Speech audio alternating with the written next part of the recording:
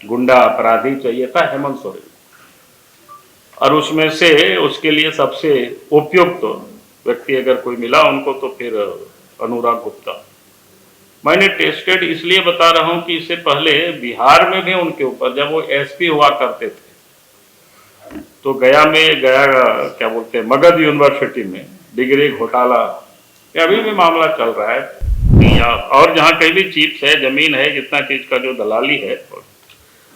यानी उसको अपने नियंत्रण में करने के लिए एक प्रकार से डीजी पुलिस ने सुजीत सिन्हा को उन्होंने चुना। और जानकारी तो यहां तक मिलती है, चर्चाएं यहां तक है कि उनमें 40% के हिस्सा अनुराग गुप्ता का हुआ करता था। क्योंकि पिछले दिनों जब सुजीत सिन्हा की पत्नी रिया सिन्हा की गिरफ्तारी की गई तो पुलिस को उसके फोन में अनुराग गुप्ता रिया सिन्हा के बीच जो चैटिंग हुआ है वो काफी कुछ जानकारियां मिली है। अब ये सब तो जांच का आगे विषय, जो मेरे पास जितनी जानकारी जो हमें मिली है, जिस ढंग से यहाँ ऑपरेट कर रहे थे एक अवैध तरीके से जो पुलिस अफसर राज्य के सर्वोच्च पद पर बिठा करके, और उस चेट में अमन साहू के इनकाउंटर के लिए पैसों का लेन देन और रंगदारी वसूलों का हिसाब किताब भी संभवतः दर्ज है। जो इसमें से मोटी रकम की लेन देन जो होती थी उसमें से जो हिस्सा पर्याप्त मुख्यमंत्री के यहां तक पहुंचना चाहिए था, संभवतः वो ठीक से नहीं पहुंच पाया। ये लेन देन के उनके सामने ये झगड़ा हुई और अंततोगत्वा उनको फिर वो हिस्सेदारी को लेकर के, जिसको कहते हैं ना अपराधियों के बीच में जो गैंगवार होता है, कहीं आप सब लोग सुने होंगे, तो फिर उनको हटाना पड़ा। पिछले दिनों जो रिया सिन्हा से जो पूछताछ हुई है, उन्होंने शायद स्वीकार किया है कि सुजीत सिन्हा वो जेल से ही रंगदारी मांग करते थे और उनके साथ जिस अपराधी प्रिंस खान का जो नाम चलता है, उन लोगों के साथ भी इन लोगों ने साठगांठ, यानी एक कह सकते हैं आप देश से विदेश तक ये सारे लिंक ये लोगों के जुड़ा हुआ है। क्योंकि विषय आप सब लोगों के संज्ञान में है, लेकिन विषय टुकड़ों टुकड़ों में था, उसको हमने कोशिश किया है कि एक साथ इकट्ठा करने का, एकत्रित करने का, और उससे संदर्भ में आप सब लोगों से साझा करने का। क्योंकि आप सबको ध्यान में है कि झारखंड में हेमंत सोरेन के नेतृत्व में जो इस समय सरकार है, तो उन्होंने किस प्रकार से अवैध नियुक्ति, लैंड स्कैम है, फिर बीच में आप सब लोग देखे होंगे कि रिया सिन्हा का भी स्कैम तो सामने आया।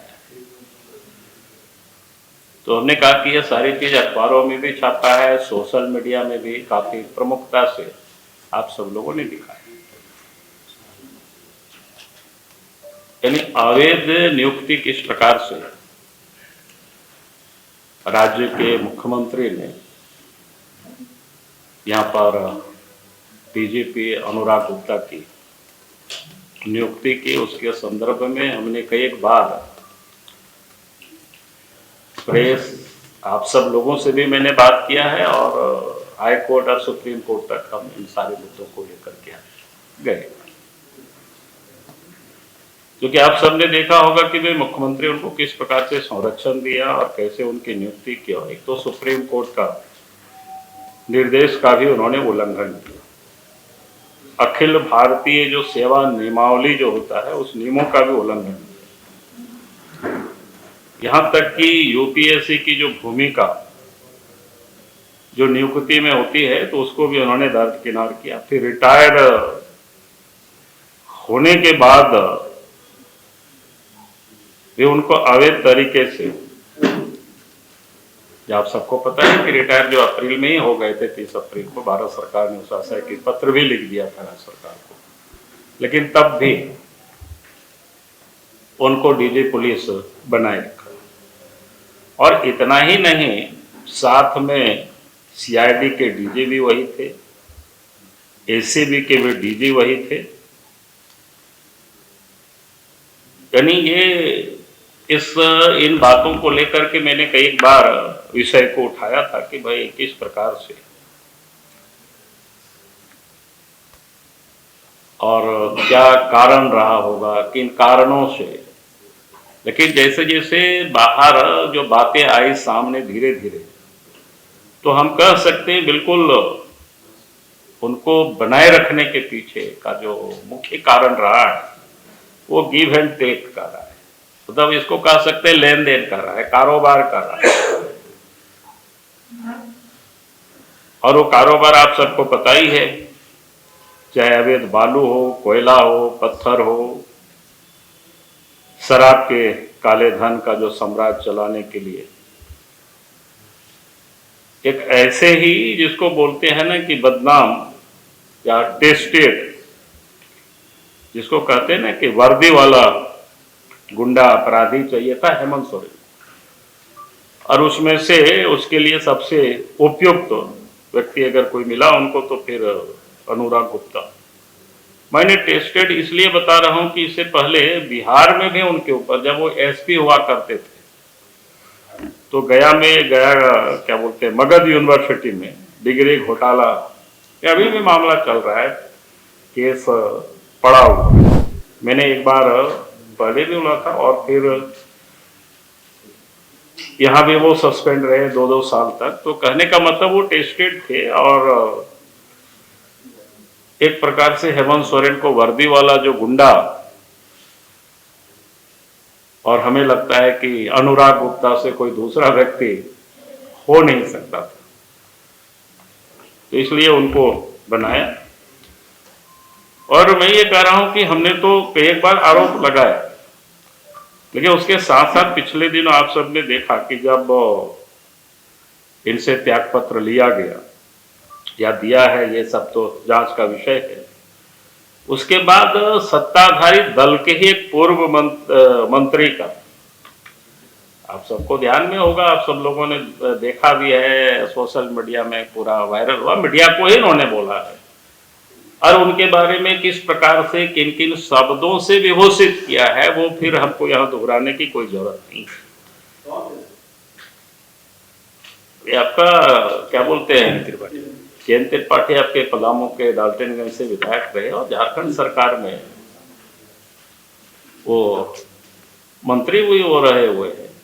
तो इसलिए मैंने कहा कि वो इतना हमको लगा कि आप सब लोग इतना तो समझदार है यार, प्रेस को ही उन्होंने बोला, कोई हमको नहीं बोला था, हमको भी मिला है प्रेस के माध्यम से। तो मैंने ये कहा कि भाई उनके बारे में सारी बातें उन्होंने बताया। तो एक प्रकार से हम कह सकते हैं जो डीजीपी इतनी समय तक इलीगल काम किया, जिसको मैं कह सकता हूं, क्योंकि वो एक चोर और अपराध किस्म के आदमी ही थे। यानी अनुराग गुप्ता को उन्हें मिलना था, क्या बोलते हैं, पैसा और कुर्सी दोनों, जिसको बोलते हैं ना काला धंधा या राजनीतिक संरक्षण, एक सब प्रकार के जिसको बोलते हैं ना कि उनको कैसे प्रोटेक्शन मिला और उन्होंने क्या क्या कारनामे किया, उसकी थोड़ी सी मैं आज आगे आप सबके सामने थोड़ा सा रखना चाहूँगा। उनके साथ सुजीत सिन्हा जो एक अपराधी है जो इस समय जेल में है, और भारतमाला प्रोजेक्ट एक बड़ा मामला है। भारतमाला प्रोजेक्ट आप सबको जानते ही हैं कि वो बनारस से जो कलकत्ता को जाएगी, तो एक तो उस प्रोजेक्ट में भी जो वसूली, चाहे जमीन एक्वायर या बाकी की धंधा, फिर कोयलांचल में, फिर उनके साथ मिल करके एक क्या कहते हैं कोयलांचल शांति समिति को भी बनाया गया था। और ये जो परियोजना है रांची, लातेहार या पलामू, गढ़वा वगैरह से जो गुजरता है, एक लंबा क्षेत्र है। तो इन क्षेत्र में जैसे क्या होता है ना, कोई भी काम होता है तो पेटी टेंडर, स्टोन चिट, जमीन दलाली, अवैध कारोबारी का एक प्रकार से एक नेटवर्क को खड़ा करना था। और इस प्रोजेक्ट की अगर कोई यहां से वहां तक, जितना हमने कहा कि ये जो कोयलांचल में शांति सेना, फिर इस प्रोजेक्ट में या और जहां कहीं भी चिप्स है, जमीन है, जितना चीज का जो दलाली है, यानी उसको अपने नियंत्रण में करने के लिए एक प्रकार से डीजी पुलिस ने सुजीत सिन्हा को उन्होंने चुना। और जानकारी तो यहां तक मिलती है, चर्चाएं यहां तक है कि उनमें 40% के हिस्सा अनुराग गुप्ता का हुआ करता था। और इस वर्चस्व को बनाए रखने के लिए आप सब लोगों ने पिछले दिनों भी सुना है, मामला हाईकोर्ट भी चल रहा है, उसको भी हमने समझने की कोशिश किया कि फिर चूंकि वहां कोई दूसरा और नहीं खड़ा हो तो अमन साहू का भी इनकाउंटर उससे एक मामला जुड़ा हुआ है। क्योंकि पिछले दिनों जब सुजीत सिन्हा की पत्नी रिया सिन्हा की गिरफ्तारी की गई तो पुलिस को उसके फोन में अनुराग गुप्ता रिया सिन्हा के बीच जो चैटिंग हुआ है वो काफी कुछ जानकारियां मिली है। अब ये सब तो जांच का आगे विषय है। जो मेरे पास जितनी जानकारी जो हमें मिली है, जिस ढंग से यहाँ ऑपरेट कर रहे थे एक अवैध तरीके से जो पुलिस ऑफिसर राज्य के सर्वोच्च पद पर बिठा करके, और उस चेट में अमन साहू के इनकाउंटर के लिए पैसों का लेन देन और रंगदारी वसूलों का हिसाब किताब भी संभवतः दर्ज है। और चेट से साबित होता है कि वास्तव में जो कोयलांचल के शांति सेना का जो असली किंग पिन जिसको कह सकते हैं, माने उसके पूरा जिसको संचालन या मास्टरमाइंड कह सकते हैं इसको, वो अनुराग गुप्ता ही रहे हैं, ऐसा मेरा मानना है। दिल्ली तक पहुंचा और तभी मुख्यमंत्री ने फिर उनको हटाने की चर्चा शुरू हुई। और मैं इतना कहूंगा कि इस कारण से मात्र उनको हटाया गया ऐसा भी नहीं है। जो जानकारियां जो मिल रही है, जो इसमें से मोटी रकम की लेन देन जो होती थी उसमें से जो हिस्सा पर्याप्त मुख्यमंत्री के यहां तक पहुंचना चाहिए था, संभवतः वो ठीक से नहीं पहुंच पाया। ये लेन देन के उनके सामने ये झगड़ा हुई और अंततोगत्वा उनको फिर वो हिस्सेदारी को लेकर के, जिसको कहते हैं ना अपराधियों के बीच में जो गैंगवार होता है, कहीं आप सब लोग सुने होंगे, तो फिर उनको हटाना पड़ा। क्योंकि पिछले दिनों, और ये बड़ा मामला है, कोई सामान्य घटना नहीं है, पिछले दिनों जो रिया सिन्हा से जो पूछताछ हुई है, उन्होंने शायद स्वीकार किया है कि सुजीत सिन्हा वो जेल से ही रंगदारी मांग करते थे और उनके साथ जिस अपराधी प्रिंस खान का जो नाम चलता है, उन लोगों के साथ भी इन लोगों ने साठगांठ, यानी एक कह सकते हैं आप देश से विदेश तक ये सारे लिंक ये लोगों के जुड़ा हुआ है। 13 अक्टूबर 25 को तो पुलिस ने रिया सिन्हा को गिरफ्तार करके जेल भेजा है और उनके पास जो मिला है वो 3 पिस्टल, 7 मैगजीन, 13 जिंदा गोलियां, एक कार, मोबाइल बरामद किए गए। जांच में यह भी सामने आया कि पाकिस्तान से ड्रोन के जरिए 21 विदेशी हथियार झारखंड मंगवाए गए। ये बड़ा गंभीर मामला है।